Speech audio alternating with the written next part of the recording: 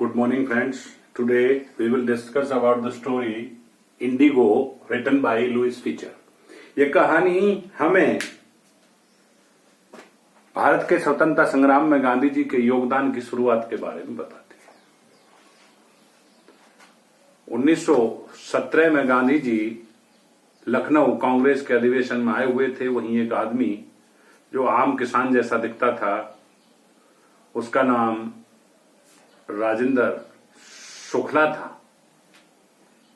वह बिहार के चंपारण जिले से चलकर लखनऊ पहुंचा था।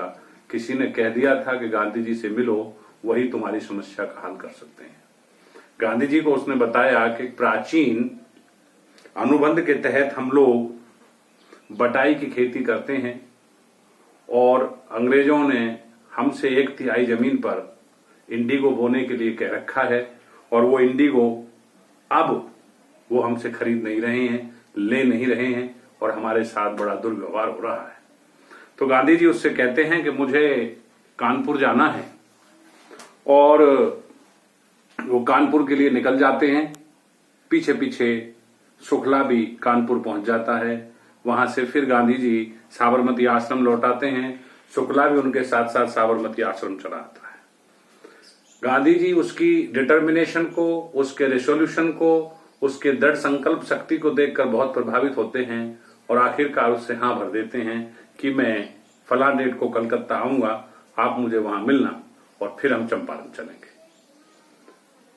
निश्चित दिन और तारीख को गांधी जी कलकत्ता पहुंचे। उन्हें वहां शुक्ला मिला और वह गांधी जी को लेकर पहले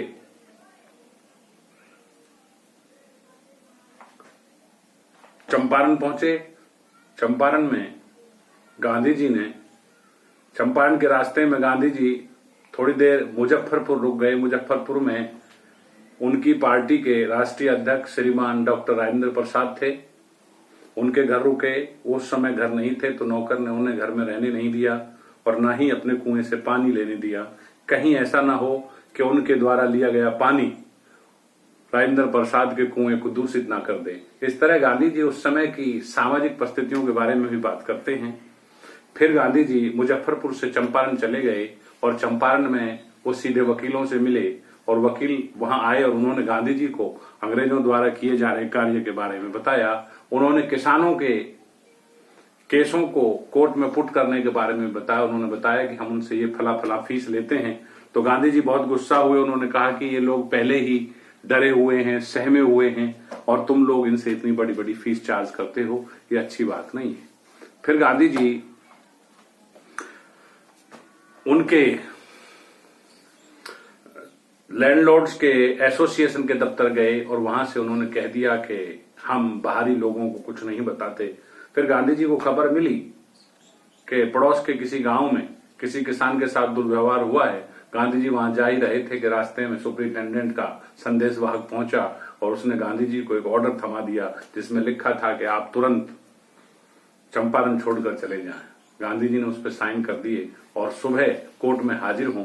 तो कल अगले दिन गांधी जी कोर्ट में पहुंचे। जैसे ही गांधी जी कोर्ट में पहुंचे और ये खबर किसानों को लगी तो सारा चंपारण, पूरा चंपारण कोर्ट परिसर किसानों से भर गया। वकील भी उनके साथ थे। पूरे शहर में किसान ही किसान, कोर्ट में किसान ही किसान भर गए। सरकार डर गई। जज ने उनसे कहा कि हम तुम्हें 1 घंटे की बेल देते हैं। तो गांधी जी ने कहा कि नहीं, मैंने कानून तोड़ा है, मुझे सजा दी जाए। लेकिन फिर 1 घंटे बाद जब कोर्ट रिज्यूम हुआ तो जज ने उन्हें बिना किसी कार्रवाई के यूं ही छोड़ दिया और ये गांधी जी की पहली विजय थी। अब एक डेलीगेशन बनाया गया उस जांच के लिए। उस डेलीगेशन में लैंडलॉर्ड्स की तरफ से भी लोग थे, सरकार के आदमी भी थे और किसानों की तरफ से सिर्फ एक आदमी थे, श्रीमान गांधी जी। मामला ये था कि उस एग्रीमेंट के तहत किसानों को अपनी 1/3 भूमि पर या 15% जमीन पर इंडिगो बोनी पड़ती थी और वह लगान के रूप में अंग्रेज ले लेते थे। लेकिन पीछे कहीं से सिंथेटिक इंडिगो पैदा हो गई जर्मनी में और उस सिंथेटिक इंडिगो के पैदा हो जाने से उस जो किसानों से इंडिगो अंग्रेज ले जाते थे उसकी कीमत बहुत कम हो गई।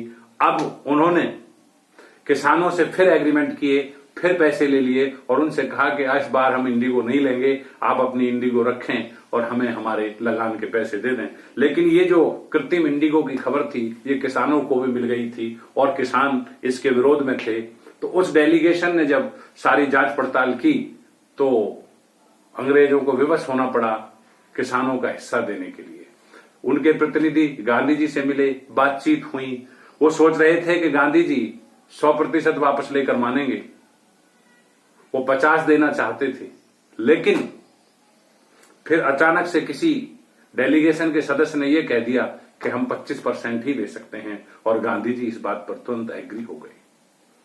लोगों के लिए बड़ी हैरान कर देने वाली बात थी कि गांधी जी 25% पर कैसे एग्री हो गए कि किसानों का 25% पैसा वापस कर दिया जाए। जब बाद में गांधी जी से किसानों ने पूछा तो उन्होंने कहा कि ये अंग्रेजी शासन के खिलाफ हमारे देश के लोगों की पहली जीत है, इसलिए 25% ही सही, पर अंग्रेज कुछ देने को तैयार तो हुए और अगले कुछ ही वर्षों में अंग्रेज धीरे धीरे उन जगह को छोड़ गए, सारी स्टेट्स को खाली कर गए और जो लोग उन पर खेती करते थे वो स्टेट उन्हीं की हो गई। इस दौरान जब गांधी जी चंपारण में ठहरे हुए थे तो वहां कृपलानी, महादेव देसाई और गांधी जी का खुद का लड़का, ये 3 लोग वहां पहुंच गए थे।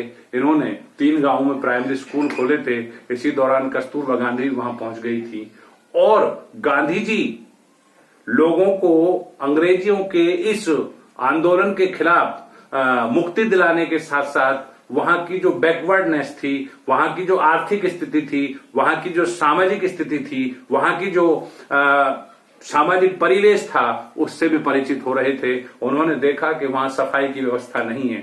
उन्होंने औरतों को देखा तो उनके कपड़े फटे टूटे हैं और they are not using sanitization. तो गांधी जी ने कस्तूरबा से कहा कि उनसे बात करें और उन्होंने कस्टर्ड ऑयल, कुनैन और सल्फर का ऑर्निमेंट, 3 चीजों का प्रयोग करते हुए जिन लोगों को बुखार था उन्हें कुनैन की गोली दे दी जाती थी, जिनकी जीभ पर कलामी जमी हुई थी उनको कस्टर्ड ऑयल दे दिया जाता था, जिनके शरीर पर फोड़े फुंसी होते थे उन्हें कस्टर्ड ऑयल और सल्फर का ऑइंटमेंट दे दिया जाता था।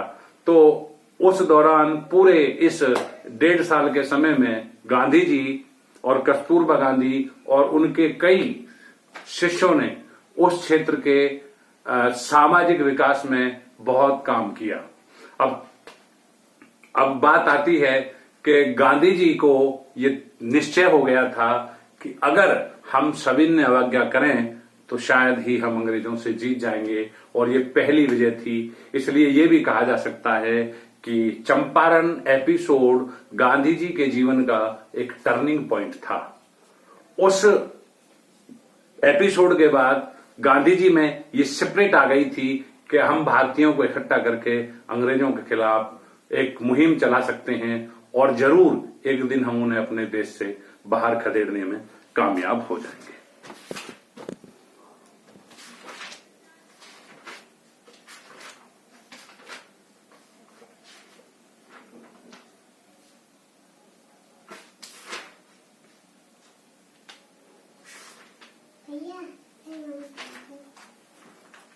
अब क्वेश्चन उठते हैं भाइयों, who was Rajkumar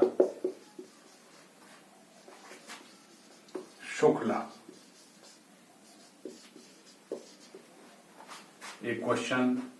second question है कि how did British landlords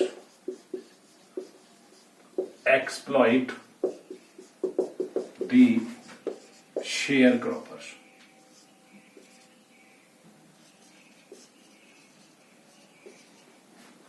third question हो सकता है, what do you know about the